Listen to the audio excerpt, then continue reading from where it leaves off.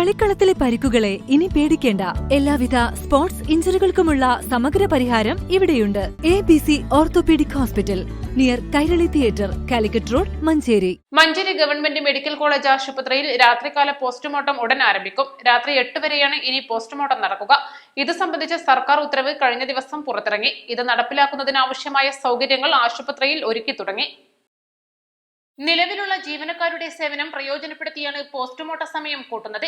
2 ഡോക്ടർമാരുടെയും 3 ജീവനക്കാരെയും അധികമായി നിയമിക്കാൻ ആരോഗ്യവകുപ്പിനോട് നേരത്തെ ആവശ്യപ്പെട്ടിരുന്നുവെങ്കിലും നടപടിയായിട്ടില്ല. ഇക്കാര്യം ആശുപത്രിയിൽ ചേർന്ന ആശുപത്രി വികസന സമിതി യോഗത്തിലും ചർച്ച ചെയ്തു. ആശുപത്രിയിൽ സുരക്ഷാ ക്രമീകരണങ്ങൾ ശക്തമാക്കുന്നതിനും യോഗം തീരുമാനിച്ചു. സുരക്ഷാ അലാം സ്ഥാപിക്കാനും കൂടുതൽ സുരക്ഷാ ജീവനക്കാരെ നിയമിക്കാനും ധാരണയായി. സുരക്ഷാ സംവിധാനം ശക്തമാക്കുന്നത് സംബന്ധിച്ച് കഴിഞ്ഞ ദിവസം പ്രിൻസിപ്പൽമാരുടെ യോഗത്തിൽ ചർച്ച നടന്നിരുന്നു. കൂടുതൽ നിരീക്ഷണ ക്യാമറകൾ സ്ഥാപിക്കും. കൂട്ടിരിപ്പുകാരുടെ എണ്ണം കുറക്കും.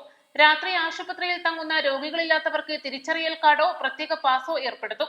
ആശുപത്രിയിലേക്ക് രാത്രി പ്രവേശനം പ്രധാന കവാടത്തിലൂടെ മാത്രമാക്കി പരിമിതപ്പെടുത്തും.